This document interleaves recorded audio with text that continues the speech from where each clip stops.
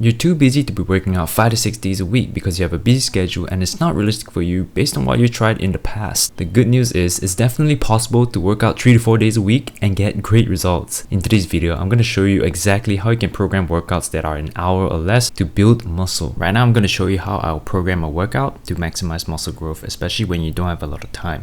We'll be focusing on a few key principles right here. First of all, you want to ensure that you're training the muscle group 2 times a week. This is very optimal for muscle growth because muscle usually take about 24 to 48 hours to recover. So when you're fresh and good to go once again, you want to hit them again so that you can actually provide the most stimulus possible in a given week. The second principle we want to follow is a low volume, high intensity approach. The low volume helps you to save a lot of time. Instead of doing 4 to 5 sets and many exercises, this will help to save a lot of time, and it's also optimal for muscle growth when you're training at a high intensity. When you train at a high intensity, it means that you're going very close to failure, probably about 0 to 2 reps to failure. And this is when your reps involuntarily start to slow down. That's when the contraction speed is very slow, and this will actually help you to elicit the most mechanical tension possible, which is the key driver of muscle growth. And when you're training at a high intensity, it requires a large amount of effort, so you will be also recruiting as much motor units and thus muscle fibers as possible. And so when you're recruiting as much muscle fibers as possible and they are experiencing the most mechanical tension possible, that's when you're actually maximizing the amount of muscle that you can grow. Third thing is to cover as many areas as possible with the least amount of movements. You want to avoid redundancies. If you choose 2 exercises that are actually targeting the same thing, then you could actually get away with just doing 1 exercise. This will save you time and also save you energy. The fourth thing is to ensure that you're adequately recovering, because we will most likely be training 3 to 4 days in this example that I'll be providing. Then the recovery will be less of an issue as compared to if you're training 5 to 6 days. The fifth thing is to prioritize machines and dumbbells. This will save you a lot of time because machines such as the pin loaded machines, you can simply move and increase the weight by just moving the pin. You don't have to go and grab a plate and load it up once again each time you're trying to work up in your weight. Dumbbells are also really good because you can just straight away go ahead, grab the heavier dumbbells and move up in the weight when you're trying to warm up. And the last thing is enjoyment. Enjoyment is actually a pretty important factor when it comes to ensuring exercise adherence. You want to be enjoying your workouts that you do so that when you go for your workout, you look forward to it and you can also perform much better. So in this case, you want to choose movements that you enjoy. Sometimes it might not be the most optimal, but I prefer that you enjoy the workout as compared to create the most optimal workout for yourself. These are the key principles that we will be following. In this case, the more optimal splits will be a full body split.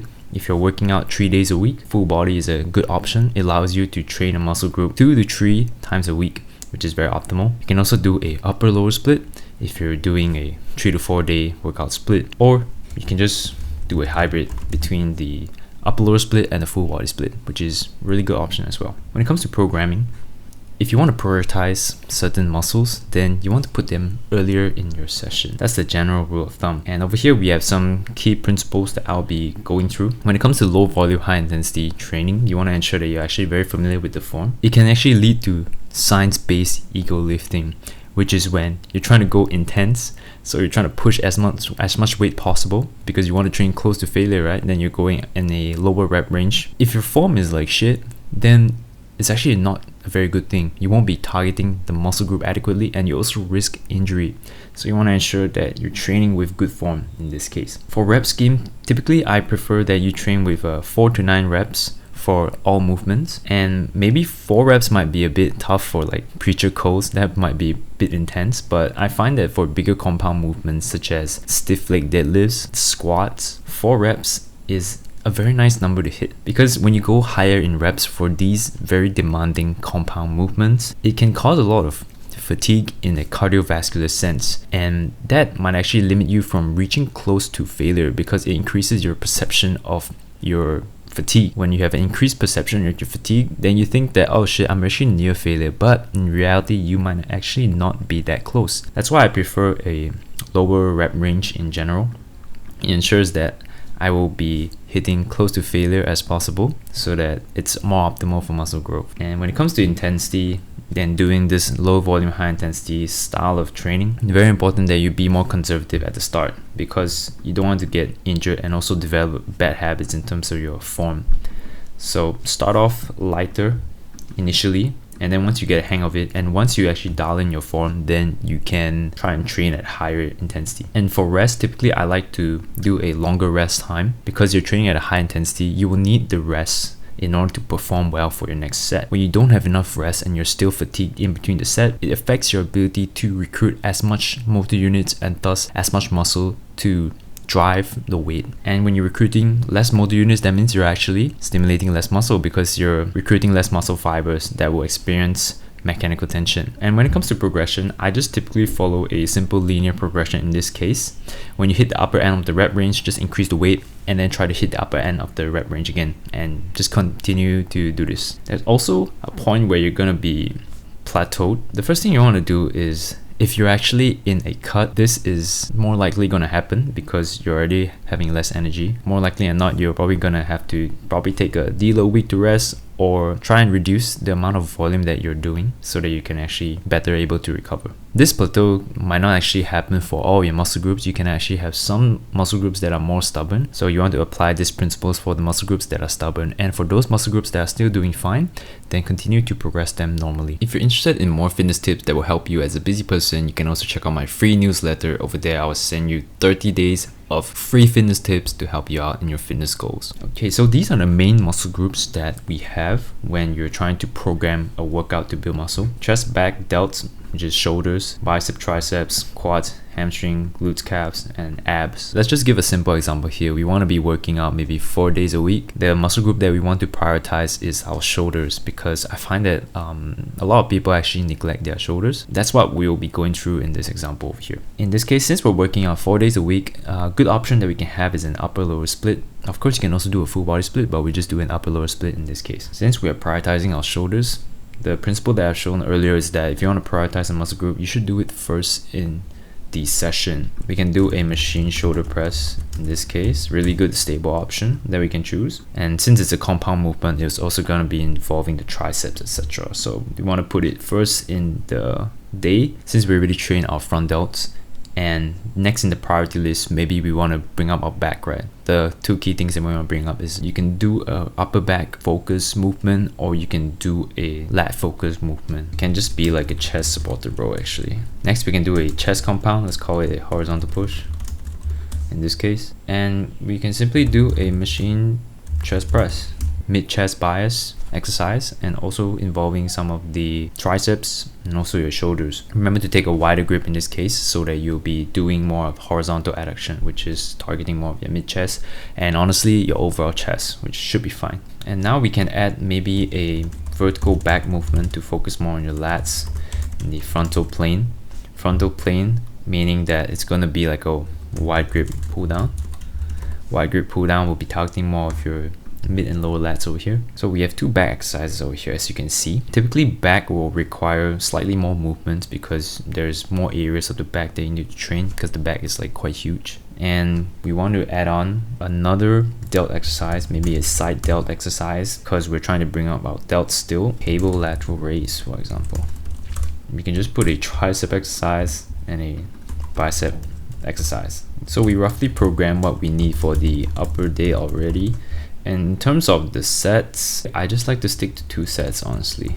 Initially in your first week, you want to be training more conservatively when you're new to these sorts of exercises. So in the first week, you can just train like 3 reps to failure, especially if you're new. So try and be more conservative with it. And then in the subsequent weeks, you can dial it down to 2 reps to failure, etc. And if you want all of this to be done for you in a very customized way, then I highly recommend that you check out my one-on-one fitness coaching service down in the description below.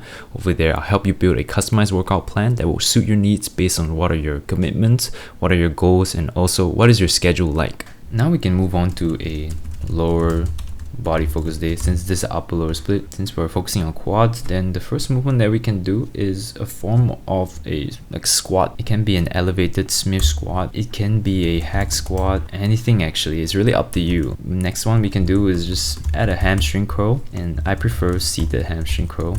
This is more of a hamstring isolation movement. For the squat movement, you will be hitting your quads, your glutes mainly, not as much hamstrings. So after your hamstrings, you can add another quad compound movement, and this can be a leg press. It's slightly different than a squat movement, but still pretty similar. It's optional if you don't want to add it, but I typically like to add this. And then after that, we can just simply add in some calves, for example, like calves work. You can add more if you want, but honestly, I feel like for legs, you don't need as many movements, because as long as you go like super hard on a movement and you're training super close to failure, it's actually pretty tiring. For the sets and reps for the quad day, I just typically like to stick to 2 sets as well, but for calves, I typically do about 3, slightly more. For your lower day, you can add abs at the end of it. You can do a cable crunch in this case, really good option, super stable. This is more targeting the upper abs. In this session, we want to be focusing more on back. That's why we will be starting off with the back in this case. And since in the earlier session we have started off with an upper back movement earlier, what we want to do is move it up in priority. Start off with a lat movement. You can either do a vertical or horizontal movement. In this case, let's just do a horizontal back movement that's focusing more on the lats. You can think of a one-arm cable row, dumbbell row, anything. And this will be more in the sagittal plane. Sagittal plane meaning that it cuts your body exactly into half. This will be targeting more of the upper lats.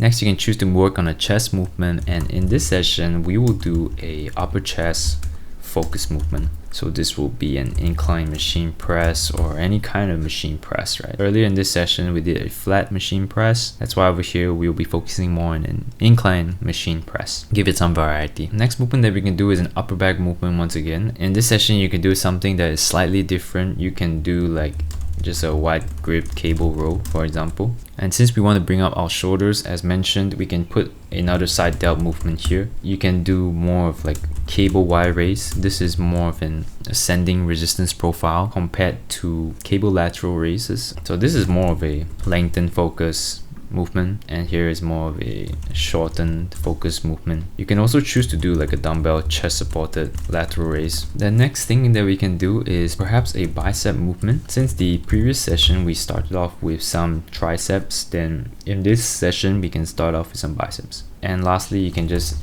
maybe end off with like a chest isolation movement. It's really up to you. There's so many different ways to program a workout. It just depends on what is your priority. If you want to prioritize something, bring it up in a session. We did a preacher curl previously, so maybe here we can just do an incline dumbbell curl, for example. And for triceps, because we did a extension movement here, what we want to focus on here, maybe we can do like a machine dip in this case. This will be involving more of the lateral and medial head, because your humerus, your upper arm is moving, and this movement is slightly different because you have a fixed upper arm, so this will be more long head bias. You can just do 2 sets each, but just adjust it according to what are your needs and whether you're able to recover from it. We'll just move on to the last day over here, which is the lower B. And since we did quads earlier, we want to be focusing more on hamstrings in this session. What we will start off with, a really good option you can do is stiff leg deadlift. You can also choose to do a 45s, which is like it's just a back extension basically. It's a pure hip hinge kind of movement. We can do a glute compound movement next, and what you can choose to do is, for example, you can do like Smith Bulgarian split squats, or you can do any kind of hip thrust. But I like to do Smith Bulgarian split squats so that I can get some quad involvement as well. So this will be focusing on glutes and quads if I choose to do Smith Bulgarian split squats in this case. Since we haven't really hit the quads properly, we can just add in a quad isolation. You can do leg extensions once again. If you have the energy, you can do a quad compound as well. So this will be like I would prefer that you do a leg press in this case, because you're already quite like tapped from doing these 2 exercises. So leg press will be mentally easier compared to like a hack squat. Then we can just do calves again. It's not that complicated. I prefer that you do it like straight-legged instead of doing like seated calf raise. And just end off with abs. In this session, we'll be doing more of a lower focus movement. In this case, you can do like a captain's chair leg raise, the one where you have a seat supported, because I find that for hanging leg raises, it's a bit hard to stabilize, harder to standardize your reps as well. So I prefer a more stable movement such as captain's chair leg raise. You can also do a decline leg raise, the one where you're on a decline bench and you're doing leg raises up there. So you can just do 2 sets each as well. Probably for calves, you do 3 sets each. This is how I would program my workout if I want to train 4 days a week. I would choose an upper lower split. You can do it many different ways. You can even choose some full body upper lower hybrid split. There's so many different ways you can program, but this is just one way that I'm showing you in this session. And this is how I try and introduce variety with as little movements as possible, ensuring that I'm covering as many areas as possible. I'll just go through everything once again since this session is a delt focus session. That's why I have been putting the machine shoulder press first in the workout so that I have the most energy to focus on it. And it also trains your triceps as well. Here we have an upper back movement to target the upper back and also the lats to a certain degree. So you covered your delts and back already. Here we're doing horizontal push, more of a chest focus. And here we are doing lats. Here side delt, more of the delt movements here, with cable lateral raises in a lengthened position. Triceps for long head bias where your upper arm is fixed. One arm cable extensions, really good option. And biceps dumbbell preacher curl, because the dumbbell preacher curl it's in a descending resistance profile where the biceps have the best leverage, because the biceps have the best leverage at the bottom end of the range of motion.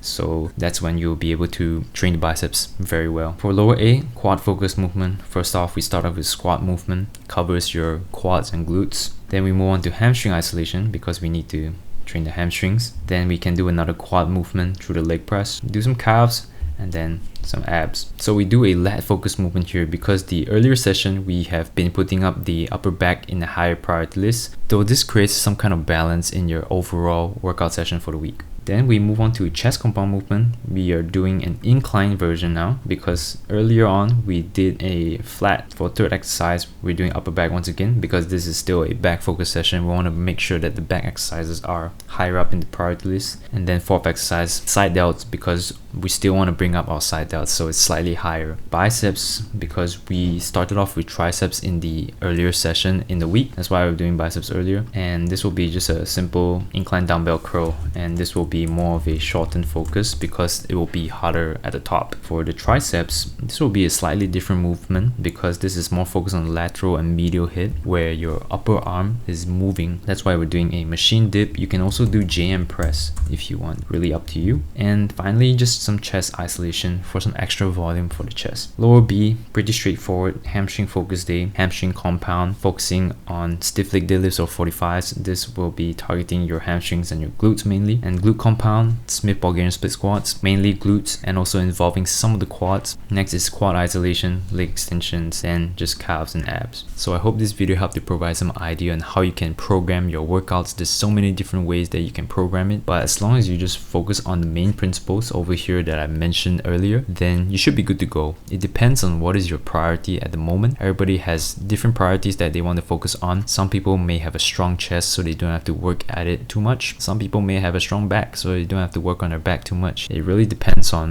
what is the thing that you're trying to work on. Put them higher up in the priority list. Start them earlier in the session so that you have the most energy for it, so that you can provide the most stimulus for that muscle. If you want a pre-made program that doesn't take a lot of time and is 3 to 4 days a week, then you can check out 2 of my videos over here that I've made in the past. I go through the workouts that I've made that are very effective, very time efficient, that will still get you the results of building muscle. So check it out if you're interested.